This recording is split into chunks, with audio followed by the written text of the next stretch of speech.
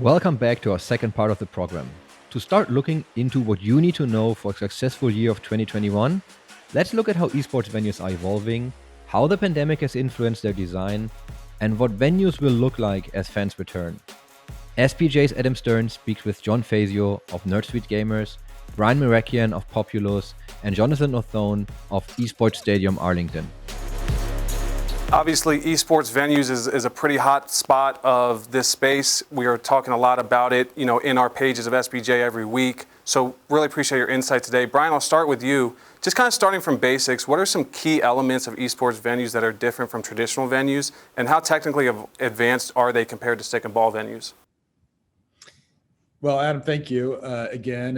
And yeah, this has been a really exciting time for our practice, really, as we started focusing on what these venues would look like, really close to about a half decade ago. And for us, we started our practice really around sports entertainment events and traditional sporting venues, whether those were in Major League Baseball, from Camden Yards to Yankee Stadium to soccer stadiums around the world, with the new Tottenham Stadium that just opened in London, and Olympic stadiums and everything sort of in between. And for us, we have 30 plus years of designing traditional sports and entertainment venues, but we began to sort of see this wave that was about to come about 5 or 6 years ago. We were having a lot of very meaningful conversations with folks like Goldman Sachs and others that were just kind of studying this trends at an analytical level.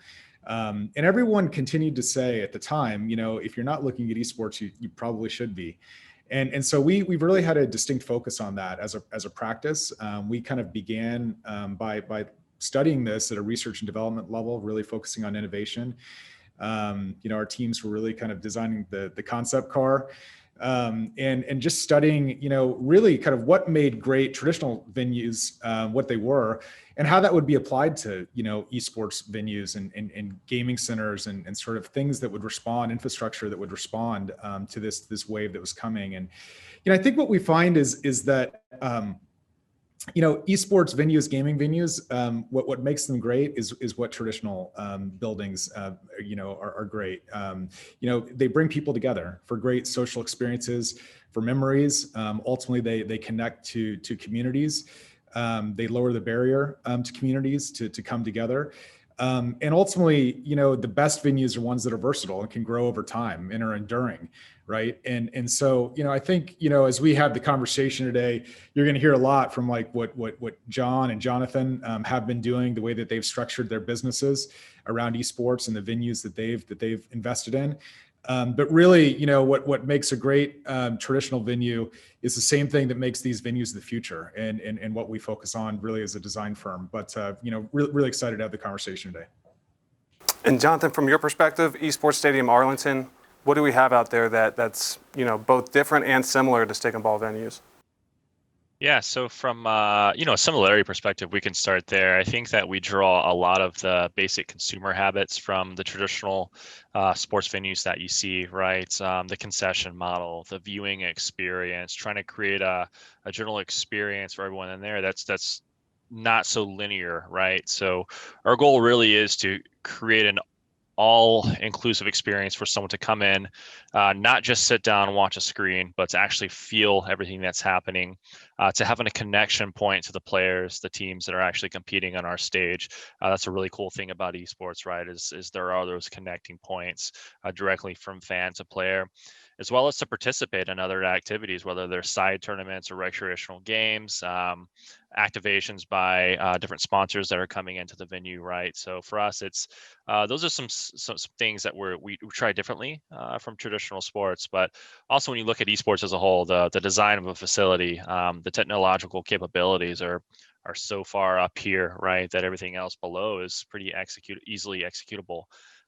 So when we take a look at the technology, you have to bring in multiple camera angles, much like stick and ball sports, but we're adding another layer to that. That's the observing models, right? So in-game cinematography, we're not just capturing the emotions of the players, the energy in the room. We're actually capturing everything that's happening in the game. So it's our job to have the technology in-house that immerses the viewer, whether they're watching from home or inside the actual physical venue itself, into the game. So lots of different types of technologies that are being integrated into the venues that are a lot different than you're seeing in traditional sports, and I could talk all day on that. We've got a lot of that stuff here at our venue, but there's a lot of things that you have to keep in mind when building an esports venue and comparing it to traditional sports, right? Absolutely. And John, we know Nerd Street Gamers has been very busy in this space. What sort of trends have you been seeing in terms of striking partnerships and venue design? Yeah, I think it's important to start by the differentiation of something like Esports Stadium Arlington, which is in its name a stadium, and it has the same as a traditional sports stadium is there for the pros to play and for us to watch. When we were growing up, we needed our own facilities to play in and train in, and for years, if not decades, I think there was this kind of myth in esports that because video games were software, we could scale the competition of those video games with software, and that was a myth because you need people when you run a competition. Just like traditional sports, you need somebody to manage the venue, somebody to ref the game, somebody to coach. You need that same type of physical anchor point for traditional or for esports to scale in the same manner. And so what happened was we looked out and said, okay, now suddenly we have thousands of high schools, hundreds of universities that want to be or have varsity esports and are participating. Where is everybody getting access? And the look towards internet cafes was an obvious kind of thought. And so what we went out to do was kind of create the next evolution of the internet cafe by focusing on the sports programming model. And so instead of paying to for access to a computer and that being the primary focus of a facility, our training facilities are you're joining for a league, you're playing on behalf of your high school, you're getting access to your high school sports leagues by coming into the store. You're playing in tournaments that might get you showcased to college and things like that. And so with those facilities, what we've seen is a little bit different than what the stadiums have seen because in a COVID world, obviously there's less of a demand and attention to the large scale stadium driven event, and John has done an incredible job of scaling his remote production to keep up with the demand in the industry overall. But those stadium style events are going to be less in demand until we get to this post COVID world. We kind of saw the opposite, and for us, what we saw was that the demand for the facility went up. It's just the ability to service it and offer it because we had limited space, limited capacity, limited offerings like that. We couldn't meet it, and really the demonstration was the schools all across the country that realized their kids didn't have internet access at home for remote learning, and you saw this really wide technology gap getting created. And so for us, it was really important to kind of not pull back in COVID and to continue growing and building more and more venues, and we've continued to open them even if we had limited operations, so that when COVID does come back on, those people who are missing that access to technology have somewhere to go and have some a place to go. And so I think COVID really kind of highlighted and exacerbated the two core points of why esports physical venues are so important. One is integrity, right? And so the professional leagues and amateur leagues alike saw in COVID that no longer could we play on the same buildings. We had to play from home, and that came with an assortment of issues: different internet connections, different power computers, cheaters that can't happen in person. And so just like sports doesn't really scale by not playing together, you can't scale esports. And so number one, we saw that competitive integrity does not work at the same level remote as it does when you're playing in person in these venues. And that demand has only increased from COVID. Number two, we saw this access gap, and we saw that this is not equal access for all of the people, at least in our country, let alone around the world. And so building these venues is absolutely critical to create that same level of access. So these awesome opportunities we talk about, like college scholarships, aren't just for kids who can afford the equipment. It's for everybody, just like traditional sports provide that pathway to the top for anybody. Now, those are great points, but we also know that esports is a digital first sport. So for Jonathan, how are you getting people out to the venues, particularly in the age of COVID, and how do you keep them coming back long term? Yeah, so it's tough. I mean, John alluded to it and mentioned that our backbone through COVID really has been with these virtual studio shows, right? I think when we look at the climate that COVID has created, the precautions that people are taking, it's been a little tough getting people inside of the building, right?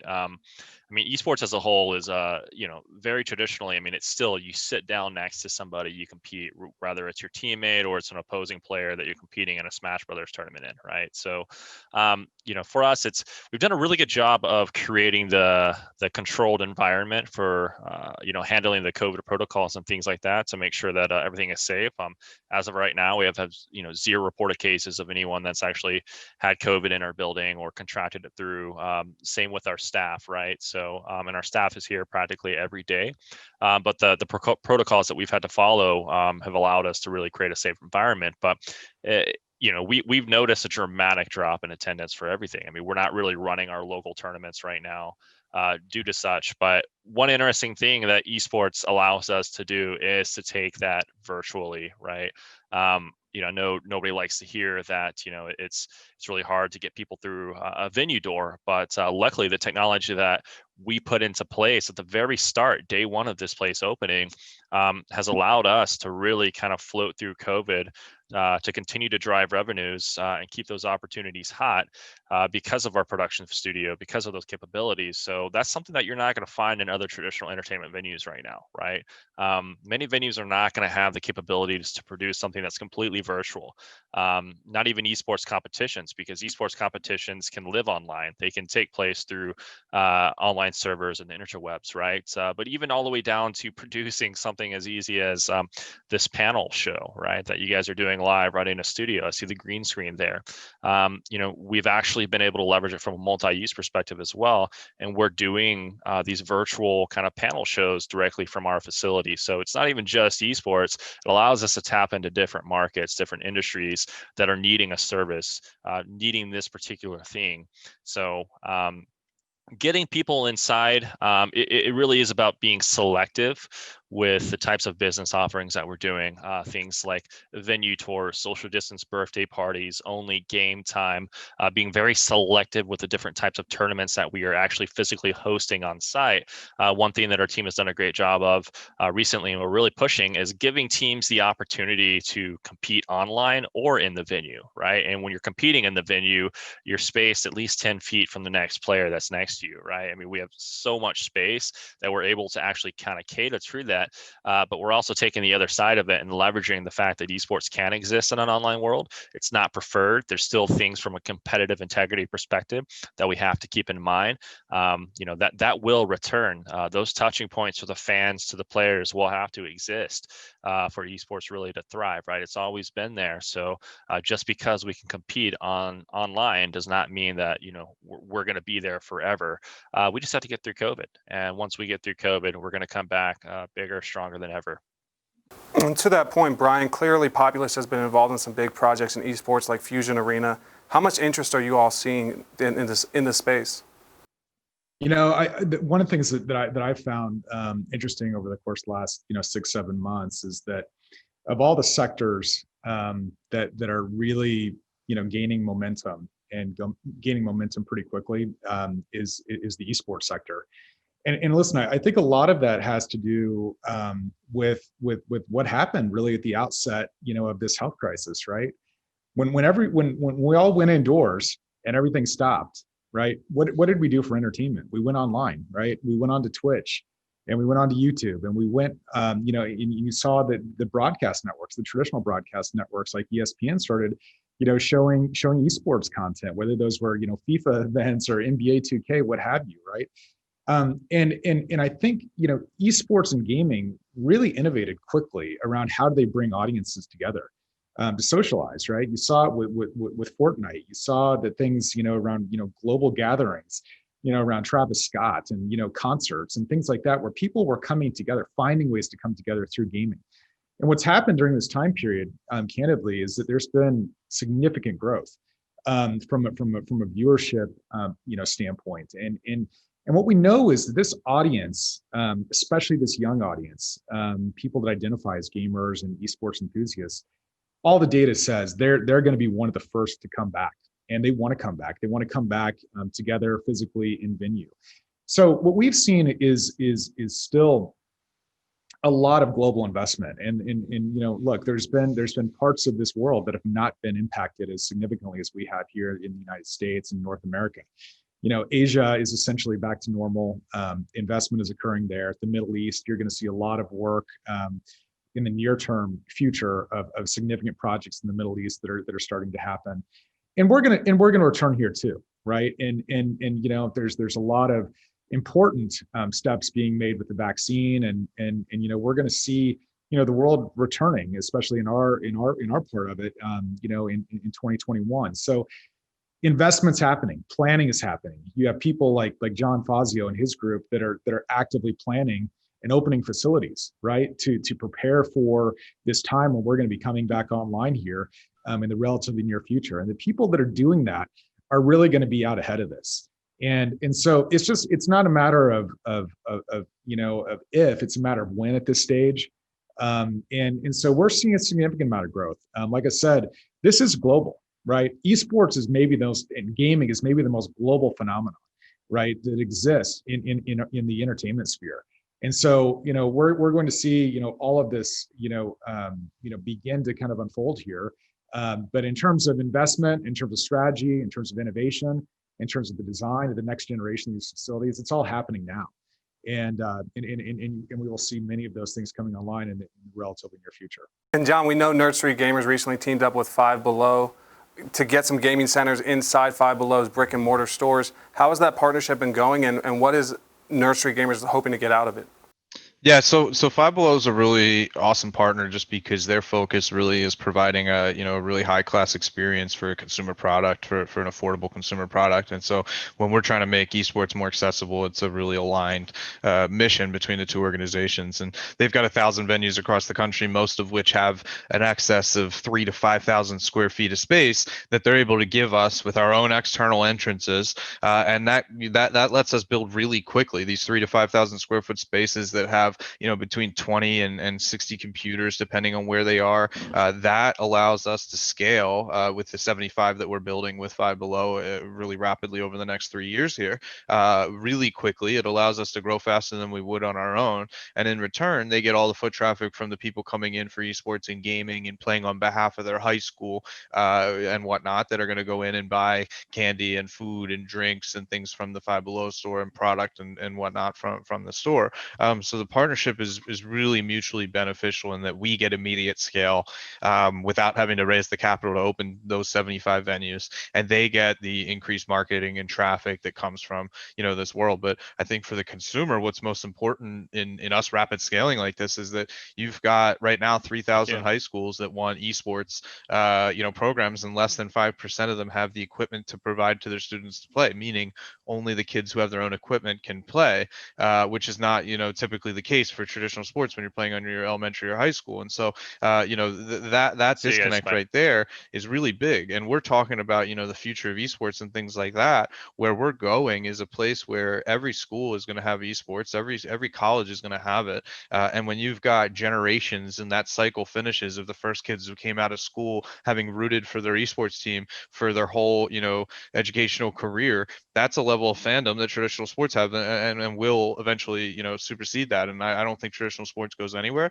but I do think esports will be the largest entertainment vertical really soon. And to meet that demand, we need these venues that can get out there and hit it. And yeah, 75 stores sounds like a lot as we rapidly scale here, but that's not even close to what's going to be necessary to really service this industry. And so that's just the first stepping stone of our growth for us.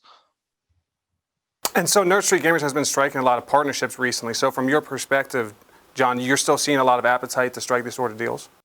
Yeah, I think that when the COVID hit, there was a lot of trepidation in the retail market, right? A lot of people stepped back and said, let's see what happens. But what most people did was redirect their money towards digital spending and digital consumer product buying and digital content. And because, our business was anchored with physical infrastructure, but used that physical infrastructure to create exponential upside in our revenues by having this library of events and content that Nerd Street has now become famous for, that allowed us to really turn and offer all these partnerships like, hey, yes, my venues are shut down, but our Denver Denver studio and our Philadelphia studio can do a joint geolocated regional broadcast for you. And your high school students who don't have computers to continue playing can go play for free in our stores. And so that reach that we get from our physical infrastructure is really what empowers the digital offering. And our stores are lucrative and do really well for us. But at the end of the day, what it's really doing is connecting them to a platform and an ecosystem of competition that we've curated